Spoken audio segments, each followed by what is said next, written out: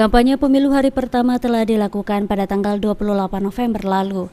Namun pada hari pertama kampanye, nuansanya terlihat tidak seramai pemilu sebelumnya karena banyak peserta pemilu telah memanfaatkan media sosial untuk melakukan kampanye. Pemanfaatan media sosial sebagai alat untuk kampanye ini menurut pengamat politik Bagindo Togar karena dinilai efektif dan juga kondusif. Serta juga saat ini jumlah pemilih sebagian besar adalah kalangan generasi milenial dan juga Z yang jumlahnya mencapai 54%. Bagindo sendiri memprediksi efektivitas kampanye melalui media sosial akan bisa efektif hingga mencapai 70%.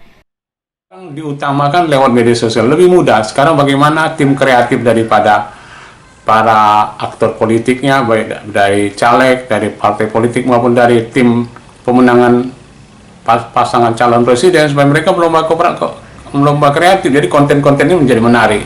Menarik tadi memunculkan animo atau partisipasi masyarakat atau pemilih menjadi meningkat. Untuk mengawasi kampanye melalui media sosial, Polda Sumsel khususnya tim Cyber dengan Mabes Polri dan juga Bawaslu selaku pengawas dalam pemilu akan selalu berkoordinasi melakukan pengawasan kampanye melalui media sosial. Semuanya nanti akan dilaporkan ke Bawaslu. Kita dari Cyber, dari Polda, dari Mabes berkoordinasi, kemudian akan menindaklanjuti ya pemilihan. Pengamanan 24 jam berarti. Dalam masa kampanye tahap awal ini, Polda Sumsel baru menerjunkan 541 personil untuk melakukan pengamanan pada pemilu 2024. Firman Hidayat, PAL TV.